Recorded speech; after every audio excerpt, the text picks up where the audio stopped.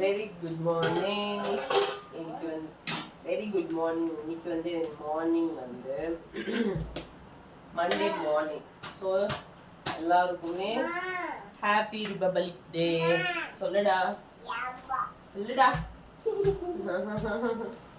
அதனால ஆக்சுவலி எப்பவுமே weekly Saturday Sunday வந்து மாவு அரைச்சிடுவோம். சில பல வேலைனால ஊற்றி வேண்டாம். சாட்டர்டே வந்து மாவு அரைக்க முடியல, அதனால நேற்று ஊற வச்சு ஒரு வீக்லி ஆனால் 103 வேலை மாவு அரைக்கிறது. ஏன்னா இவ்வளோ பல்காக இருக்குன்னு நினைக்காதீங்க. ஆக்சுவலி மிக்ஸ் பண்ணால் இது வந்து இவ்வளோதான் இருக்கும். இந்த ஸ்டேஜில் தான் இருக்கும். கொஞ்சம் தாராளமாக இருக்க, பொங்கி வராமல் கொஞ்சம் கம்ஃபர்டபுளாக இருக்க தான் இந்த பாத்திரம் வச்சுது. குச்சாவா போட்டுரு. அதில் அன்னைக்கு வந்து பாப்பாவுக்கு ஸ்கூல் அனுப்பல. ஏன்னா எனக்கு கொஞ்சம் கோல்டு இருந்ததுனால அவளை காலைல நம்பி அனுப்ப முடியல. அதனால அவங்களுக்கு டிஃபன் லஞ்சுமே நல்லா கொடுக்க அனுப்ப முடியல.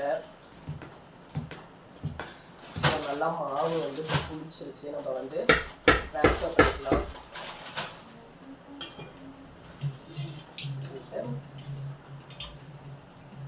நல்லா மிக்ஸ் பண்ணிட்டு ட்ரான்ஸ்ஃபர் பண்ணுங்க.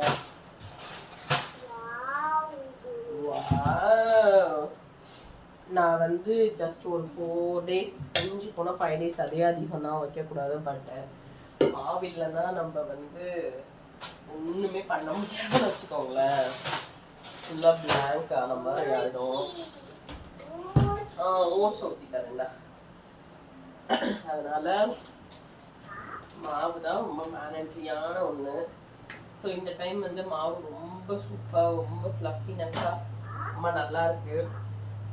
இட்லி எப்படி இருக்குன்னு பார்ப்போம். அதுக்கப்புறம் மாவெல்லாம் எடுத்து ஃப்ரிட்ஜில் ஸ்டோர் பண்ணிவிட்டு, ஏன்னா புளிச்சிரும். ஸோ தேவையான அளவுக்கு நம்ம வெளியே வச்சுட்டு அதுக்கப்புறம் நான் எல்லாம் எடுத்து ஸ்டோர் பண்ண ஆரம்பிச்சிட்டேன். ஸோ அன்றைக்கி மார்னிங் இப்படி தான் போச்சு.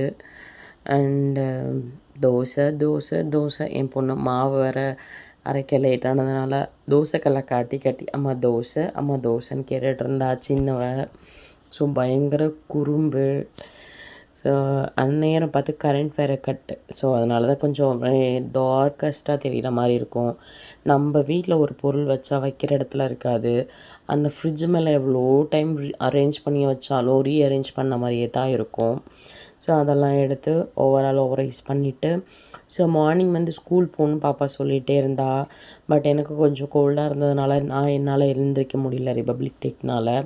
ஸோ ஸ்போர்ட்ஸ் டேவும் கேன்சல் ஆகிடுச்சு அப்படின்ட்டு மெசேஜ் வந்திருந்தது. ஆனால் அவள் மார்னிங்கே எழுந்துச்சி தலை குளிச்சிட்டா. ஸோ என்ன தான் தலை குளித்து இது பண்ணாலும் ஹேர் ரொம்ப ஃப்ரிஸியாகவே இருந்துச்சு. அவளுக்கு ரொம்ப அடர்த்தியும் கூட. ஸோ இப்போது இந்த வீட்டுக்கு வந்ததுனால கொஞ்சம் தண்ணி மாறவும் முடி நல்லா கொட்டிருச்சு. ஸோ ரொம்ப அடர்த்தியாக இருந்ததுனால முடி காயாமல் இருந்ததுனால அப்படி கொஞ்சம் பால்கனியில் வெளியே கூட்டிகிட்டு போயிட்டு ஒரு தலையை நல்லா வாரி கிளிப்பு போட்டு விட்டேன். ஸோ குழந்தைங்களுக்கு ஹேரை மெயின்டைன் பண்ணுறதுங்கிறது ரொம்ப ரிஸ்க்காக தான் இருக்குது. ஸோ நான் ரொம்ப மெயின்டெனன்ஸ்னால் நார்மலான ஷாம்பூ, அதுக்கப்புறம் வந்து நார்மலாக தேங்காய் எண்ணெய் அதுதான் யூஸ் பண்ணுவேன். வேறு எதுவும் பேக் அது இதுன்னு எக்ஸ்ட்ரா கேர் எதுவும் கொடுக்கறதில்ல. ஸோ ஃபுட் மூலயமாவே எடுத்துக்கிறது. இன்னொன்று நம்ம ஹேரை வந்து நல்லா க்ரோத் பண்ணும். இன்னொன்று ஜெனட்டிக்ஸில் நமக்கு எப்படி ஹேர் எப்படி இருக்கோ அதே மாதிரி தான் இருக்கும். ஸோ உங்களுக்கு ஜெனட்டிக்ஸில் வந்து ஜீன்ஸில் ரொம்ப அடர்த்தியாக, ரொம்ப லாங்காக, ரொம்ப பிளாக்காக இருந்தால் அந்த மாதிரி இருக்கும். ஸோ ஆப்போசிட்டில் இருந்தால் அந்த மாதிரி இருக்கும்.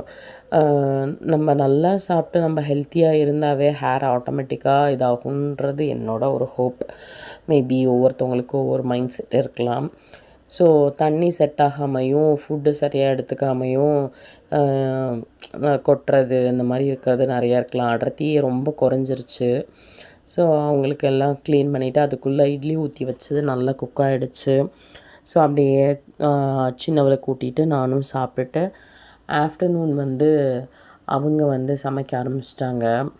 ஸோ பிரியாணி தான் ரெடி பண்ணாங்க, மட்டன் பிரியாணி ரொம்ப நல்லா இருந்துச்சு. ஸோ வீக்கெண்டு அதுக்கப்புறம் கவர்மெண்ட் லீவு அப்படின்னா அவங்களுக்கு லீவு. ஸோ அந்த டைமில் அவங்க குக் பண்ண ஆரம்பிச்சிருவாங்க. ரொம்ப டேஸ்டியாகவும் இருக்கும், கைப்பக்குவமும் ரொம்ப நல்லாயிருக்கும். நமக்கு அந்த டைமில் கொஞ்சம் ரிலீவாக இருக்க மாதிரி இருக்கும். என்ன கிச்சன் தான் அப்படி தலைகீழாக இருக்கும். ஸோ வாட்டெவர் ஓகே, குக் பண்ணி தராங்க அப்படின்றப்போ அட்ஜஸ்ட் பண்ணிக்கலாம் அப்படின்ட்டு நல்லா ஃபுட்டை என்ஜாய் பண்ண ஆரம்பித்தோம். ரொம்பவே நல்லா இருந்துச்சு.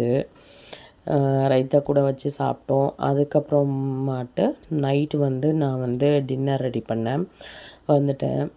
ஸோ நல்லா என்ஜாய் பண்ணி சாப்பிட்டுட்டு இருந்தாங்க குழந்தைங்க.